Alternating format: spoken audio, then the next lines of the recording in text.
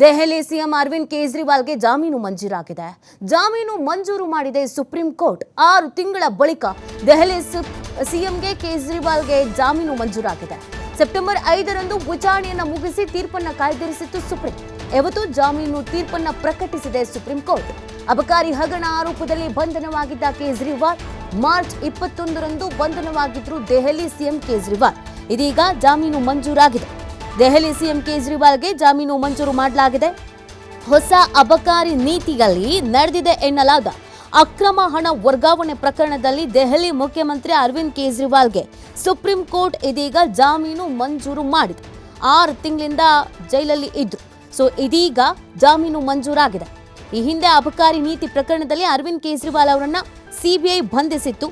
ಕೇಜ್ರಿವಾಲ್ ಅವರು ಸಿಬಿಐ ಬಂಧಿಸಿದ್ದನ್ನು ಪ್ರಶ್ನಿಸಿ ಅರ್ಜಿಯನ್ನು ಸಲ್ಲಿಕೆ ಮಾಡಿದ್ರು. ಆ ಅರ್ಜಿಯ ಕುರಿತು ಸುಪ್ರೀಂ ಕೋರ್ಟ್ ತೀರ್ಪನ್ನ ಪ್ರಕಟಿಸಿರೋದು. 6 ತಿಂಗಳ ಬಳಿಕ ದೆಹಲಿ ಸಿಎಂ ಕೇಜ್ರಿವಾಲ್ಗೆ ಇದೀಗ ಜಾಮೀನು ಮಂಜೂರಾಗಿದೆ. ಪ್ರಕರಣಕ್ಕೆ ಸಂಬಂಧಪಟ್ಟಂತೆ ಜಾಮೀನನ್ನ ಮಂಜೂರು ಮಾಡುವುದಕ್ಕೆ ಹೈಕೋರ್ಟ್ ತಡೆಯಾಜ್ಞೆಯನ್ನ ಪ್ರಶ್ನಿಸಿ ಕೇಜ್ರಿವಾಲ್ ಸುಪ್ರೀಂ ಕೋರ್ಟ್ ಮೆಟ್ಟಿಲೇರಿದ್ರು. ಪ್ರಕರಣದ ವಿಚಾರಣೆಯನ್ನ ನಡೆಸಿದ ನ್ಯಾಯಮೂರ್ತಿಗಳು ಇದೀಗ ಜಾಮೀನನ್ನ ಕೊಟ್ಟಿದ್ದಾರೆ.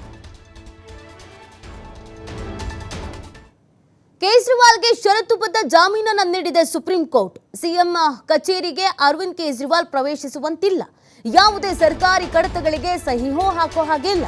ಕೇಸ್ ಬಗ್ಗೆ ಯಾವುದೇ ಪ್ರತಿಕ್ರಿಯೆ ನೀಡುವಂತಿಲ್ಲ. 10 ಲಕ್ಷ ಮೌಲ್ಯದ 2 ಬಾಂಡ್ ಅನ್ನು ಸಲ್ಲಿಸುವಂತೆ ಸುಪ್ರೀಂ ಸೂಚನೆಯನ್ನ ನೀಡಿದೆ. ವಿಚಾರಣೆಗೆ ಕೇಜ್ರಿವಾಲ್ ಖುದ್ದು ಹಾಜರಾಗಬೇಕು ಅನ್ನುವಂತ ಸೂಚನೆಯನ್ನ ಕೂಡ ನೀಡಲಾಗಿದೆ. 6 ತಿಂಗಳಿಂದ ಜೈಲಲ್ಲಿದ್ದಂತ ಕೇಜ್ರಿವಾಲ್ಗೆ ಜಾಮೀನು ಸಿಕ್ಕಿದೆ. ಆದ್ರೆ ಇದು ಷರತ್ತುಬದ್ಧ ಜಾಮೀನಾಗಿದೆ. ಏನೆಲ್ಲ ಷರತ್ತುಗಳನ್ನ ವಿಧಿಸಿದೆ ಸುಪ್ರೀಂ ಕೋರ್ಟ್ ಅನ್ನೋದನ್ನ ನೋಡೋದಾದ್ರೆ, ಸಿಎಂ ಕಚೇರಿಗೆ ಅರವಿಂದ್ ಕೇಜ್ರಿವಾಲ್ ಪ್ರವೇಶ ಕೊಡುವಂತಿಲ್ಲ.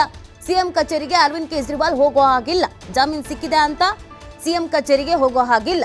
ಯಾವುದೇ ಸರ್ಕಾರಿ ಕಡತಗಳಿಗೆ ಸಹಿ ಹಾಕೋ ಹಾಗೂ ಇಲ್ಲ. ಯಾವುದೇ ಅಧಿಕಾರ ಬಳಕೆ ಮಾಡೋ ಹಾಗಿಲ್ಲ.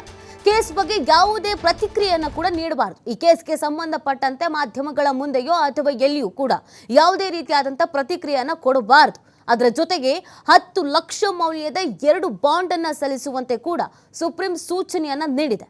ವಿಚಾರಣೆಗೆ ಕೇಜ್ರಿವಾಲ್ ಖುದ್ದು ಹಾಜರಾಗಬೇಕು ಅನ್ನುವಂಥ ಸೂಚನೆಯನ್ನು ಕೂಡ ನೀಡಲಾಗಿದೆ. ವಿಚಾರಣೆಗೆ ಕರೆದಂಥ ಸಂದರ್ಭದಲ್ಲಿ, ವಿಚಾರಣೆ ಇದೆ ಅಂತ ಹೇಳಿದಂಥ ಸಂದರ್ಭದಲ್ಲಿ ಖುದ್ದಾಗಿ ಅವರ ವಿಚಾರಣೆಗೆ ಹಾಜರಾಗಬೇಕು ಅನ್ನುವಂಥ ಷರತ್ತನ್ನು ಕೂಡ ಇಲ್ಲಿ ಹಾಕಲಾಗಿದೆ. ಜೊತೆಗೆ 10 ಲಕ್ಷ ಮೌಲ್ಯದ 2 ಬಾಂಡ್ ಅನ್ನು ಸಲ್ಲಿಸಬೇಕು ಅಂತ ಸುಪ್ರೀಂ ಸೂಚನೆಯನ್ನ ನೀಡಿದೆ. ಷರತ್ತುಬದ್ಧ ಜಾಮೀನು ಮಂಜೂರು ಆಗಿರುವಂಥದ್ದು ಇದೀಗ.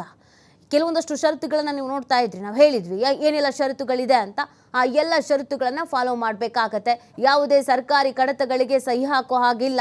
ಹೊರಗಡೆ ಬಂದಿದ್ದೀನಿ ಅಂತ ಆತರದಲ್ಲಿ ಯಾವುದಾದ್ರೂ ಸರ್ಕಾರಿ ಕಡತಗಳಿದ್ರೆ ಅದಕ್ಕೆ ಸಹಿ ಹಾಕೋ ಹಾಗಿಲ್ಲ. ಅದರ ಜೊತೆಗೆ ಸಿಎಂ ಕಚೇರಿಗೂ ಕೂಡ ಯಾವುದೇ ಕಾರಣಕ್ಕೂ ಅರವಿಂದ್ ಕೇಜ್ರಿವಾಲ್ ಹೋಗೋ ಹಾಗಿಲ್ಲ.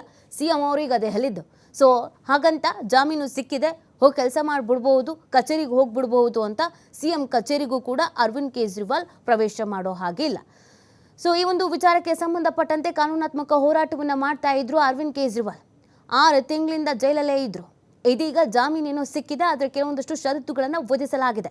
ಆ ಷರತ್ತಿನ ಅನ್ವಯದ ಮೇಲೆಗೆ ಜಾಮೀನನ್ನು ಮಂಜೂರು ಮಾಡಲಾಗಿದೆ.